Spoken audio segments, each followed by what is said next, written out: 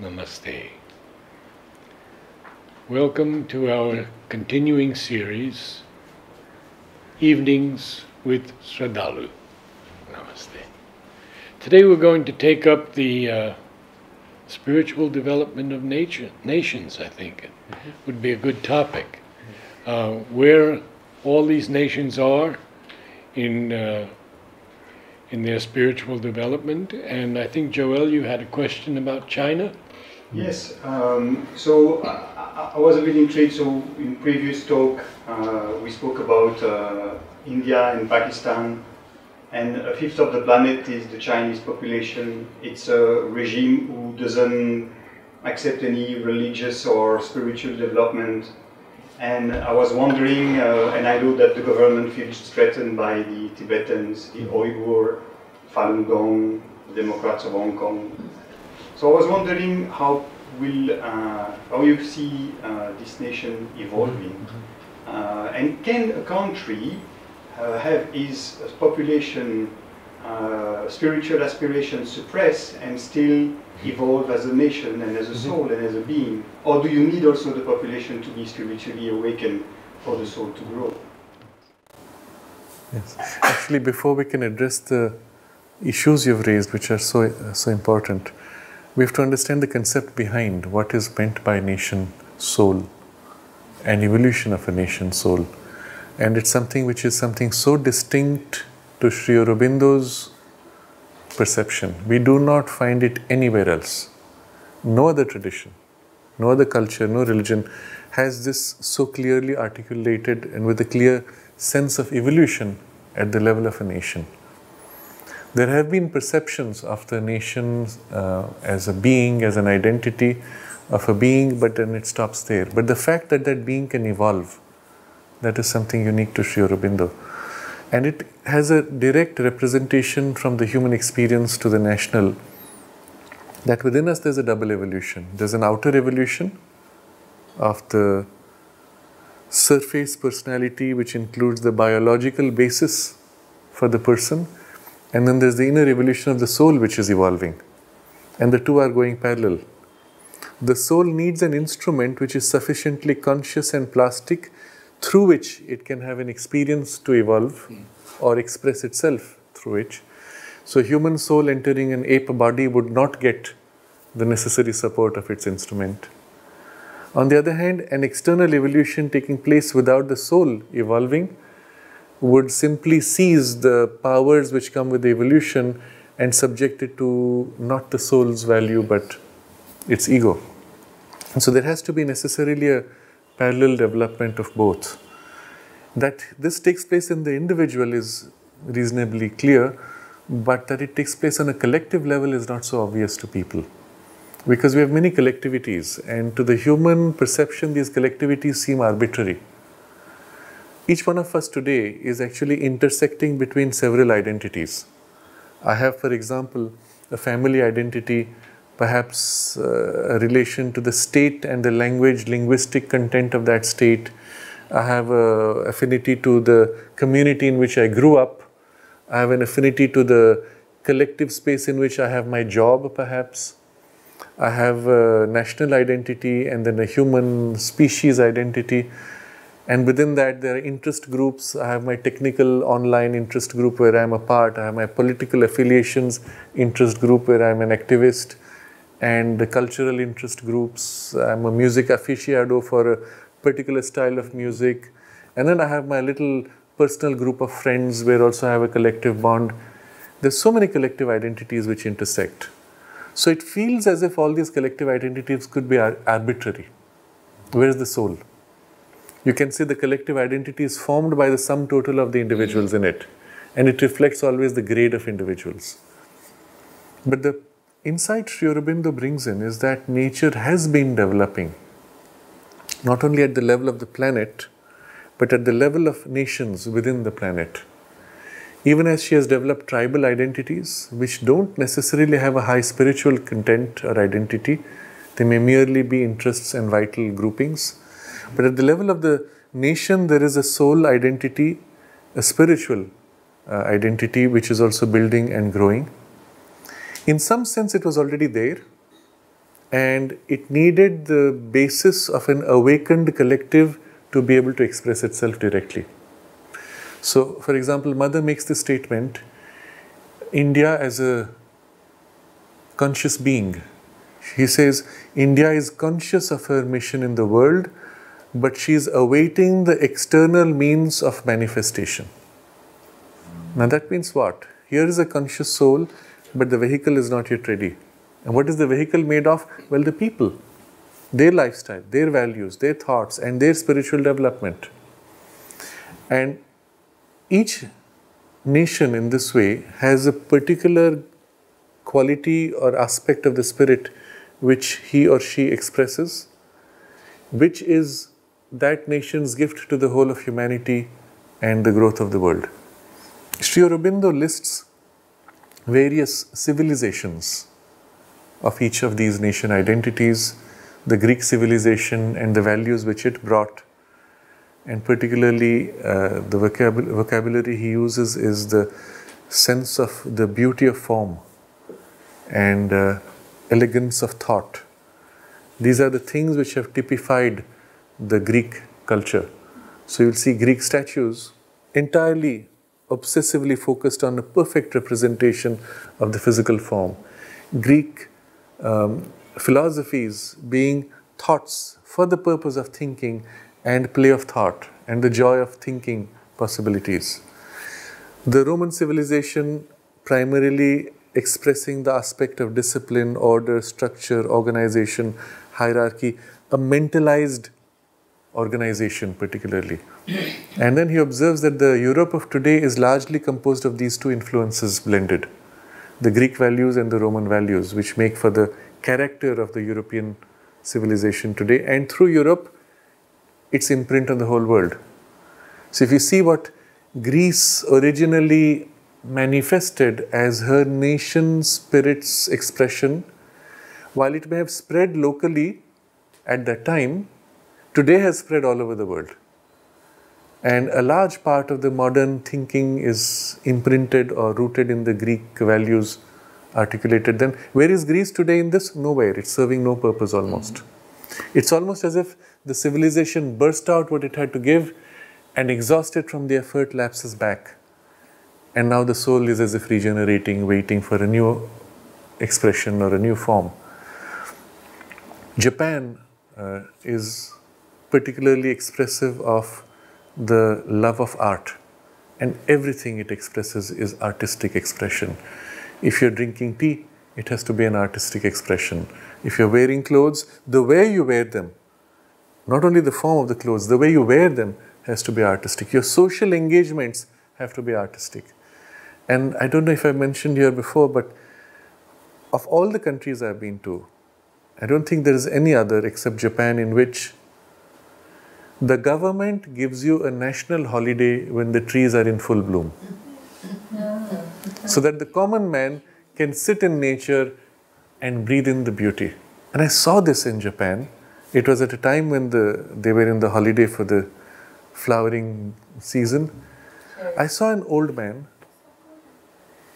In quality of consciousness, he did not have any unusual development. He sat there in the park and he was gazing at the beauty of the flowers, and you could feel as if he was breathing in the beauty of the flowers. That's it. That grade of consciousness is so developed, it doesn't matter if other levels are not so developed, the intellect, emotions, but that perception and appreciation of beauty. And Mother spoke of Japan as the teacher of beauty for the world. There's a beautiful haiku of Busan, I believe. Under the flowering cherry trees, none are strangers there.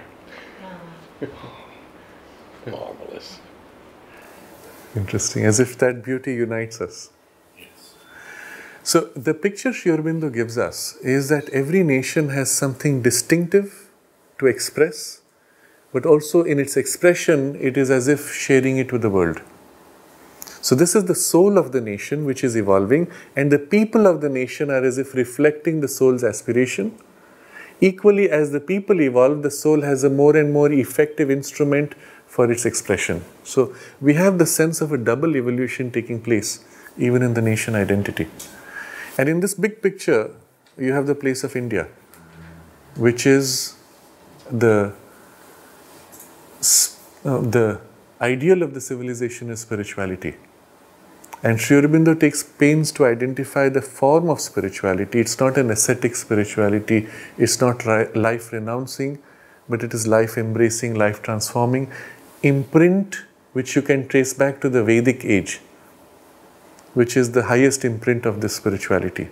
And so in a later phase, when you see this life renouncing spirituality which comes with Buddhism, it did not align with the Indian civilizational ideal. And therefore, there was this very special embodiment, a vibhuti, which is in the form of Shankaracharya, who drives out Buddhism, using its own terms to defeat it. So he goes around all over India, literally all over India. He's one of the very few saints to have walked barefoot all across India. He goes to every great center of teaching, and through a series of debates, defeats Buddhism and literally drives it out with this tremendous vitality. And Sri Aurobindo says, for that purpose, for that mission of driving it out, he had to become half a Buddhist himself. So he leaves an imprint of an otherworldly spirituality, life-renouncing spirituality, even though he removes the Buddhism from the space. And so subsequent to him, there's a whole series of corrective measures with Madhvacharya who comes, which says all this is also Brahman. And after that, a series of transitions where the aspect of the heart, the love for the divine, the bhakti, which have to be imprinted all over India. And all this is happening, and it's part of the spiritual evolution of the civilization in the direction of the soul's aspiration of the civilization, building the instrument of its expression in the world. So when you look at this development of civilization from such a perspective, you see that there is something much more profound than external socio-economic political causes. Otherwise, everything in the history as we are taught has been reduced to these three: social causes, political causes, economic causes, and somehow these three define everything. And Sri Aurobindo points out to certain key transitions in history. He says, there are certain transitions where you find no external cause, and yet the transition takes place, and it is the most important, the most radical transition. And he says, if you study that, then you'll find the key to what makes for the evolution of a nation. And without saying it, he's implying that the key is actually on an inner level. And it is the soul choosing to assert itself or to push forward in a certain direction, which is truly guiding the evolution. So back to Joel's question about China. Right. China is something unique, because unlike other civilizations where there was a distinct form of the soul, what you see in China is a very powerful intellectual base, a philosophical base, and even its own way of relating to the divine through its own philosophies, Daoism and others. And Mother speaks of this when on the boat, when she was traveling to Japan, there was a Christian priest who was going to convert people in China, and she said, you're going to try to convert people who are far more evolved than you in their concept of God. But there's a problem there. That is the character of the civilization itself. And Sri Aurobindo pointed out that although externally you will see China undergo many changes, internally it tends to remain the same. And it is such a prophetic and profound observation in today's context. You see, China always had a great emperor. Emperor was the link point which held the whole identity of the civilization and the collective. And the emperor was always gigantic in the scope of his form of life, his place in life of the people, and so on. And it seemed as if after communism, the emperor was removed. It seemed as if the Communist Party replaced the emperor.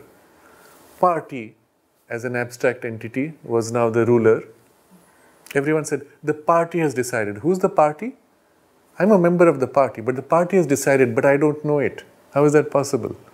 So it was as if an abstract entity, but which had no human representation, and that can't last. It was still emperor now without a form. And then you find a couple of years ago now that the Chinese premier changes the rules and now declares himself premier for life. Now the emperor has come back. The party has an identity, it has a human form and representation and instrument. So the fear in this highly centralized civilizational structure is something else that might shift the power center. And you listed various of these groups, Falun Gong or the Tibetan or the Taiwanese, Uyghurs, what was the fifth? Hong Kong. Hong Kong.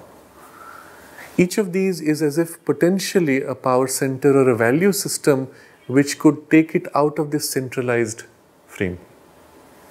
And that's what China most fears.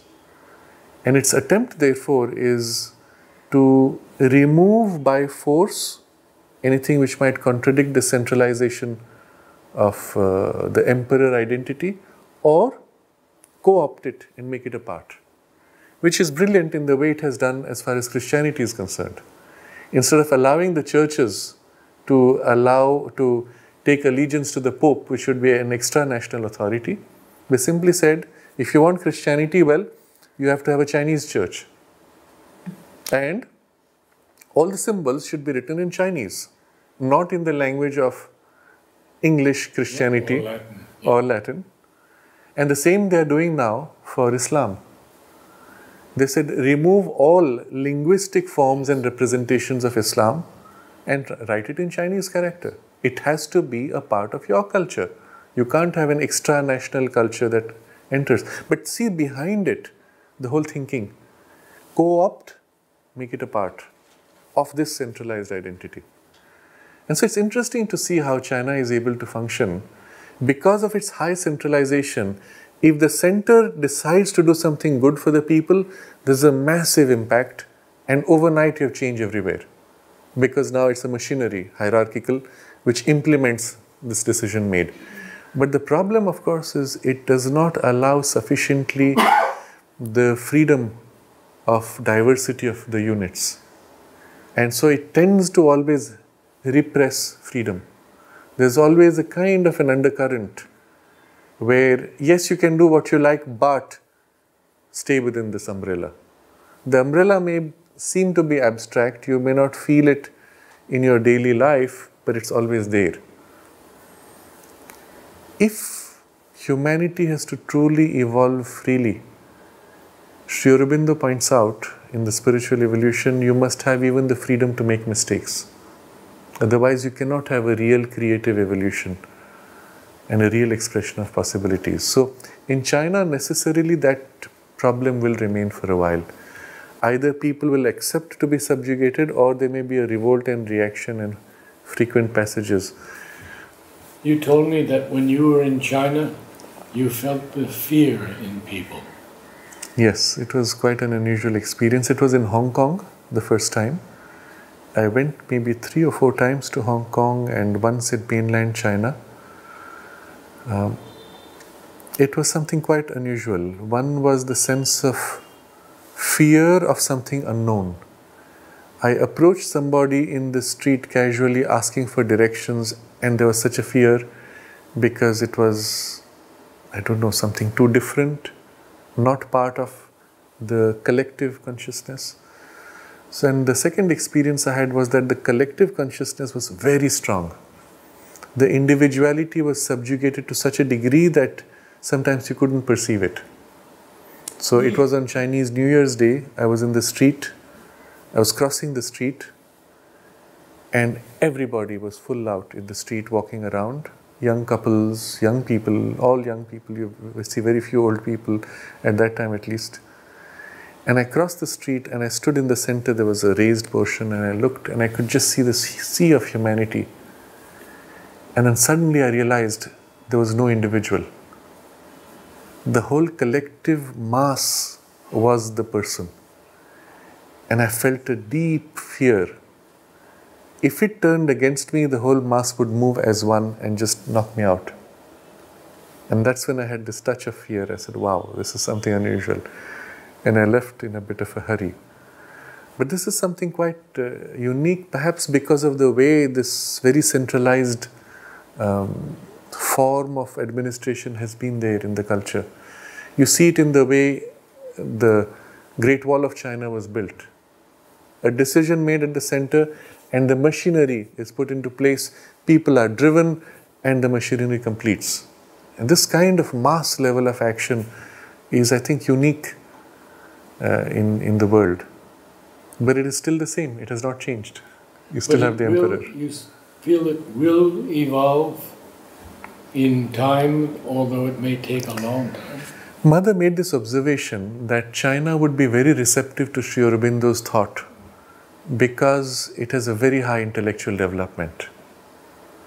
And so it seems as if China's first entry to the spiritual will be much more through mind than through the heart. The psychic influence is not so prominent. The mind understanding and accepting is its way to the spirit.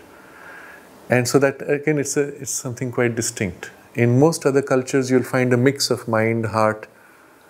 Here it seems to be in a very large part the turn of the mind. But it will grow. What about the Middle East? Because I know I'm opening Pandora's box, but it's a big factor in the world today.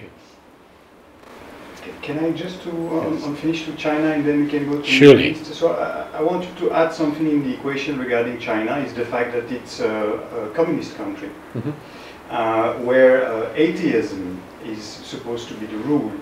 So you were saying that they have a spiritual tradition. So is those spiritual traditions still alive in the common people and they can breathe through it in some form, or are they completely suffocating because there is no space for religion or spirituality? And then second point, the fact that if they can recover more freedom of spiritual practice, will that help the evolution and the growth of the soul of China? Or is also the soul of China suffocating because there's no space for that freedom? It's a difficult question, too, because if you see when communism came into China, it was replacing a feudal structure which was oppressing common man.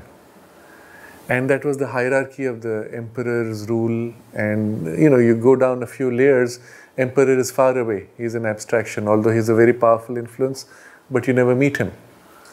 But the person representing the emperor can do what he likes in the name of the emperor. And so that was of something which had to change. And the Chinese revolution and the turn to communism was that very positive, intentioned change. In practice, though, as Sri Aurobindo warned, the party becomes the authority, statism replaces the equality, and there is the center which is somehow more powerful, less equal, and so on. And this is the aberration which is somehow inevitable in the form of communism. But subsequently, what happened is again the same hierarchy formed with the emperor in the center.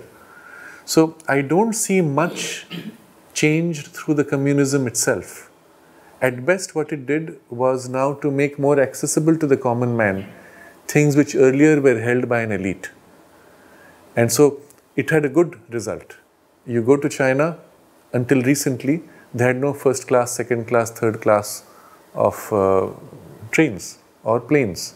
Everybody in one monotone class. There's only one class, no hierarchy.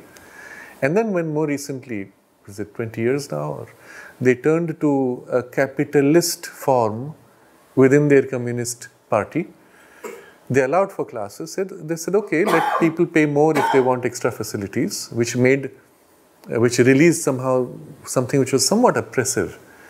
You could not have a different quality of service, even if you wanted, because everything was flattened by communism. So it served a use. But afterwards, when it bounces back and rebuilds the possibility of many levels or hierarchies and allows individual enterprise, you have the capitalist benefits equally flowing in, but with the party holding it all together. It did create a great freedom, and the freedom is there. People can do what they want. But that kind of a periphery, a boundary, party and the rules of party which allow you to stay free within this boundary. That seems to remain. In the spiritual evolution, though, the Daoism, if you take that as a character of the Chinese spiritual aspiration, that has not gone. In fact, in the return post-communist phase, there is an attempt even to bring that back with greater form, with the mix of the Buddhism and so on. And what the Taoism has given is to make the people extremely practical. And they're proud of that identity. Some of them will actually say, we are a very practical people. Talk to us common sense and we will deal with anybody. And so that's the kind of talk you get when you have to meet on a political or diplomatic level. So that practical value of the spiritual is there, but it does not have the high turn of spirit. It is always turned to, how can this help us? How can this make our life better? How can it turn to material result? Buddhism brought something of that, higher even movement of withdrawal. But in the form in which Buddhism has been accepted by the state, it's still, here's a religion you can practice freely, keep it private, don't make a public exposure of it. Practical again.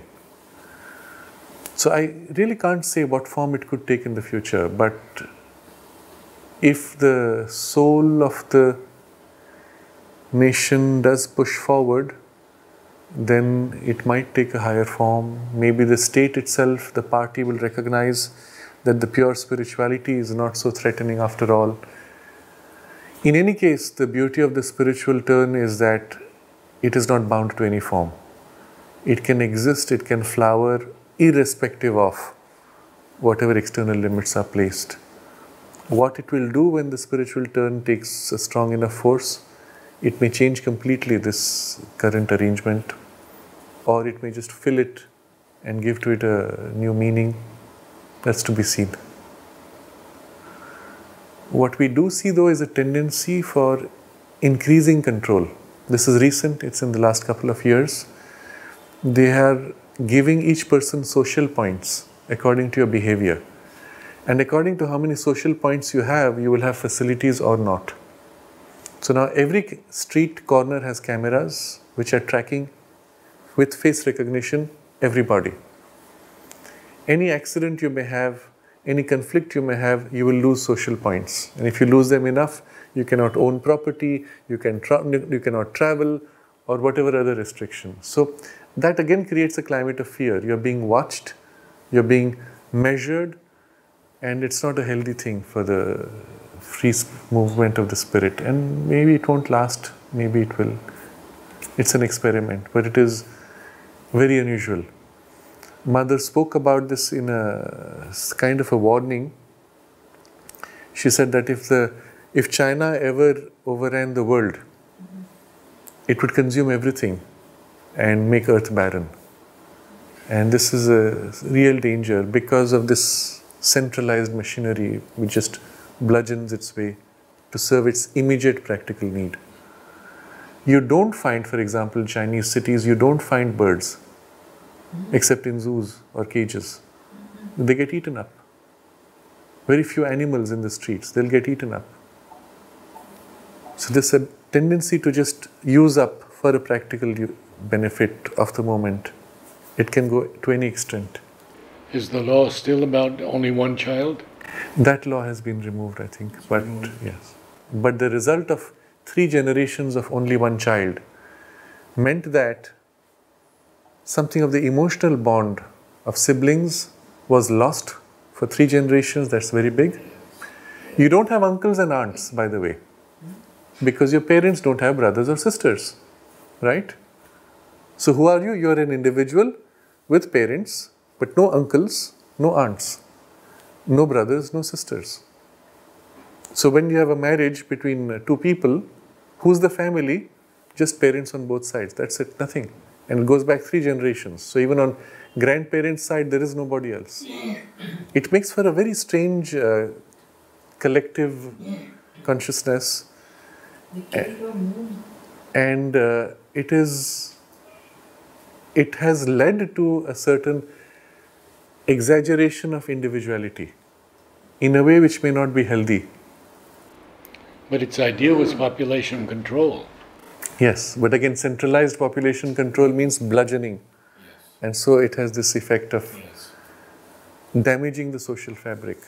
How it will bounce back from this damage, that's to be seen. Whether nature brings back the strong emotional bonds of siblings and rebuilds family units in a larger form, that's to be seen. Can we take the Middle East for a few minutes? Yes. I had experience with two countries in the Middle East that I visited, and I had some interaction with people there. And then I have had meetings where people from countries from the Middle East came. So there, of course, it's a very narrow selection, and I have not been to their spaces. What I saw was, our picture of the Middle East as it comes in the media is not quite true.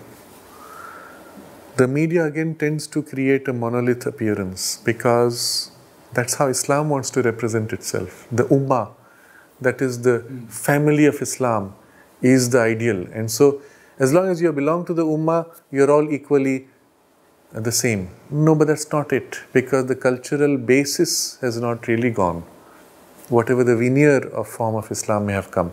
So what I could see was people coming from each of these different countries or spaces that very different temperaments, and the cultural content was so different. What has happened as a result of Islam is it has been extremely conservative to protect the values of tradition. And not just Islamic tradition, but whatever was the original tradition which got identified with Islam to those people were protected as if they were protecting Islam. And sometimes it's nice to see them. They're sometimes so gentle, so polite, so caring. The family units are so strongly bonded.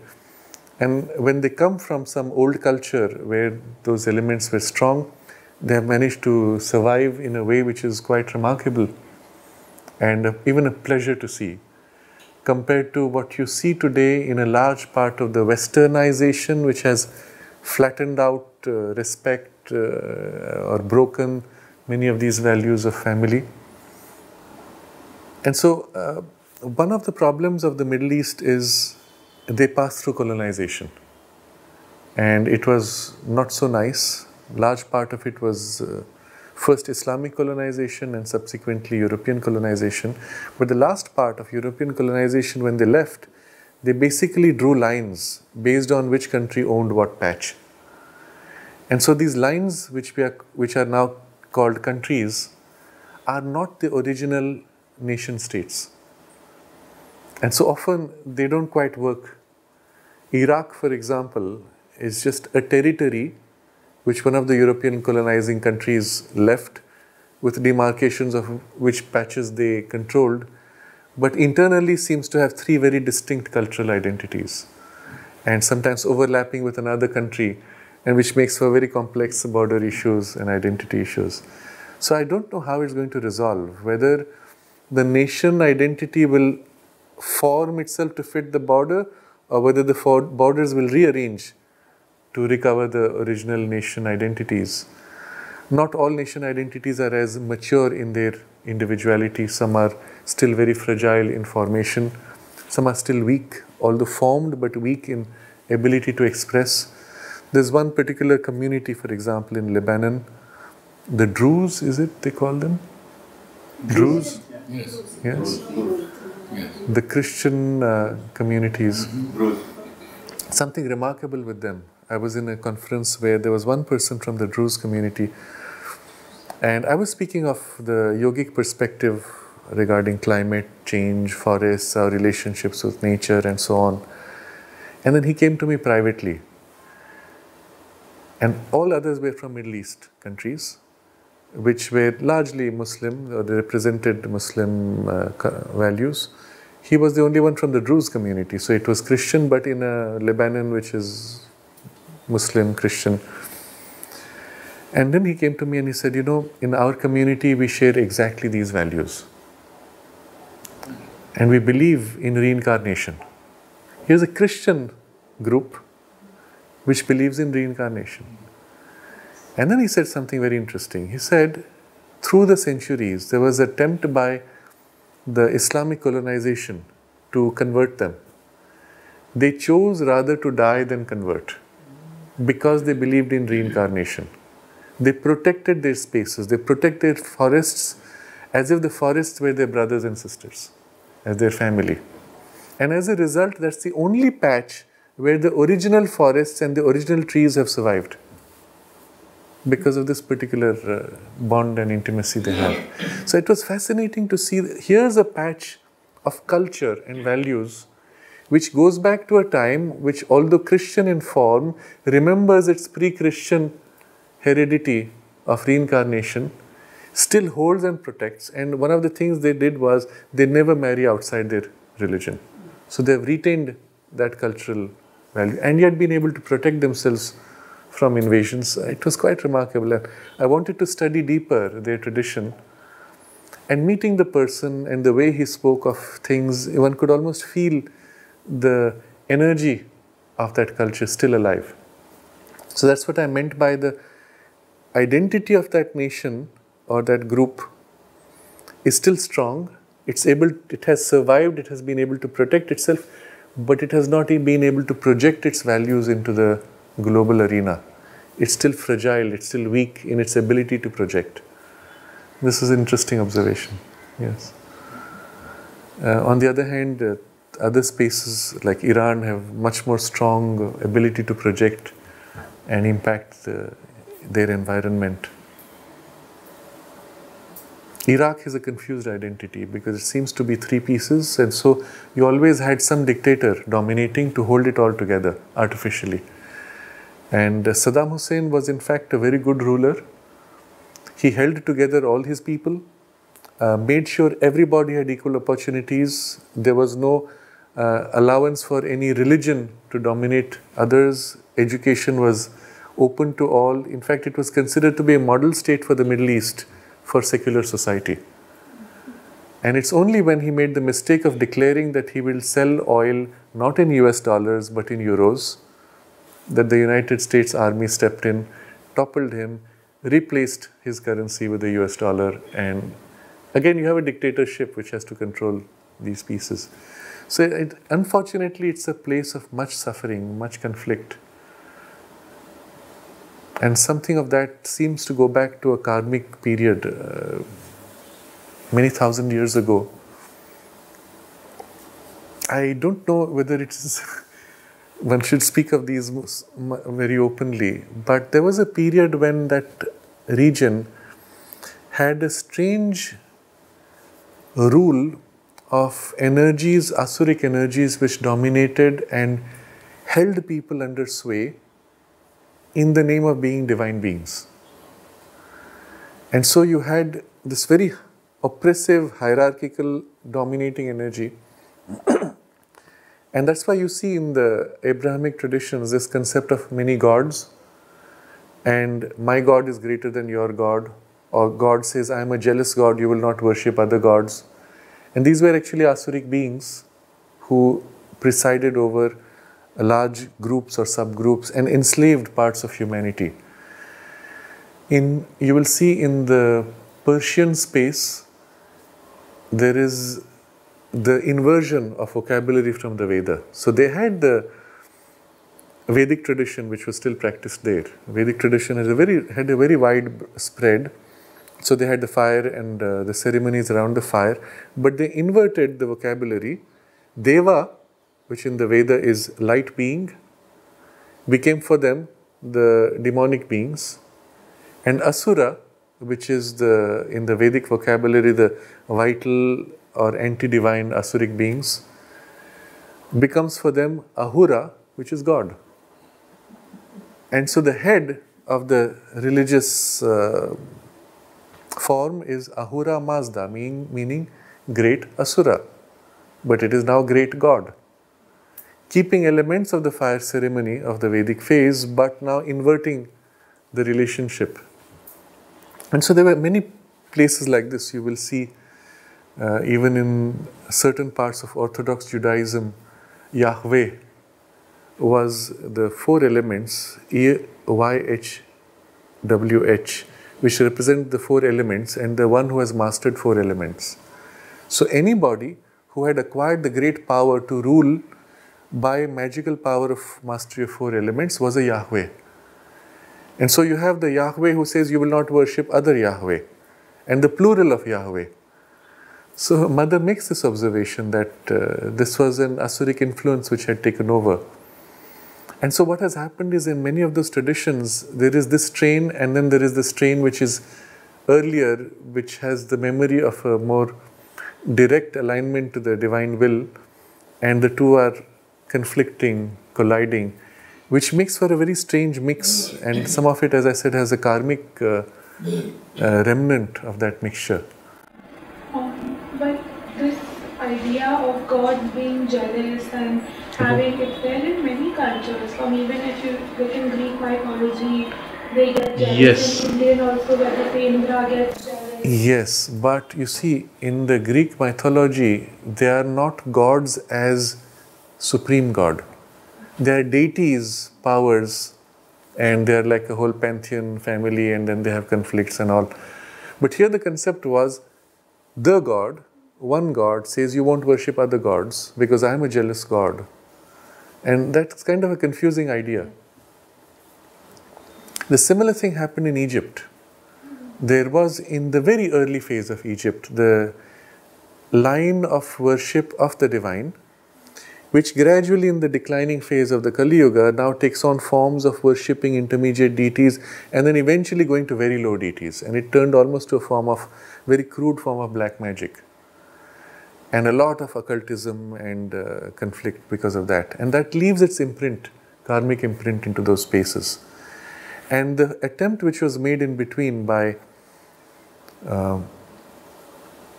Akhenaten to bring back worship of the one supreme divine, the sun worship as a representation, was an attempt to get back to that.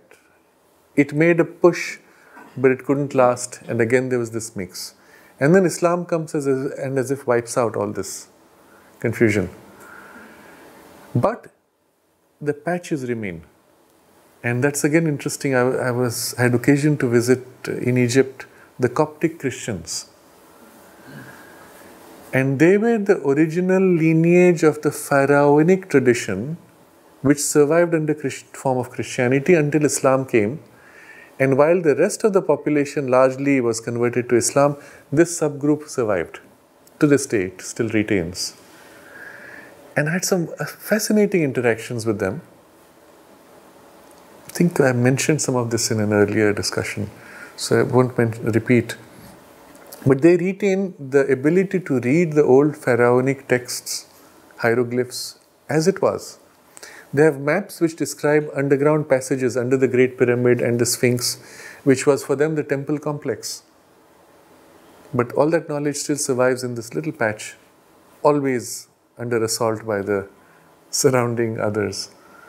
So it's strange how in nature, in the evolution, and Sri Aurobindo maps this out beautifully, there are these movements which rise, and then there are large movements which come and as if obscure, mix, blend, overthrow, replace. Or if nature finds something valuable, she protects it in a little patch to be brought out again in some form, or to blend in a different way to create a more rich culture or identity. And when you start looking at history from this perspective, it almost feels as if as inside the human being, we have energies which rise, interests, needs, powers which rise, develop with specialization, and then replace with another specialization, and then work to blend to create an eventually a full, rich individuality. So planet Earth seems to have on her entire surface these patches of civilizations, cultures, and the blending and developing of specializations to create the fullness of her multifaceted expression of individual or collective humanity. And within that, the nation souls are special aspects. That's the big picture, if we can look at the world in this way. To mention two books of Sri Aurobindo, The Human Cycle And the ideal of human unity would be good reading for everyone. And again, there is no equivalent view of history in any culture, any tradition, in any other book. The way he gives it to you, showing these deeper motive forces which determine history. And the evidence, not only first of all, the way he presents it is, it's rational, you understand, and it's obvious even when he puts it in those terms, you say, oh yeah, of course. But the evidence of how accurate his observations are is when he wrote these books, now a little over 100 years ago, he not only describes the past sequence which has brought us to where we are at that time, but he describes what is to happen next. And that movement of what is to happen next, he reviews in 1948, I believe, 48, 49. And he says, since pretty much everything has gone the way I had anticipated, there's nothing to add really. But he just makes certain observations of what has happened in between and how it can move forward. That's it. And subsequent to that, 1948, we are now, 70 years later? You can see everything unfolding the way he described, including the unification of Europe. Into the vocabulary he uses is United States of Europe. They call it European Union. Close enough. He was not really trying to describe vocabulary, he was describing the concept. Similarly, when he spoke of the Soviet Union, he said as a structure it had to break down and come into a more federal framework. And you had subsequently the Commonwealth of Independent States, CIS, which was the framework in which they tried to unify the erstwhile USSR. And there is a suggestion as if China has three distinct parts. It's not one nation, it has three distinct identities held under one unit. And so the suggestion is it might just eventually resolve itself into three different parts. You see, the Mongolian region has a very distinct identity culturally, even one could say it is a nation soul in itself. So what we have China is really three parts or three aspects. Very well. Namaste.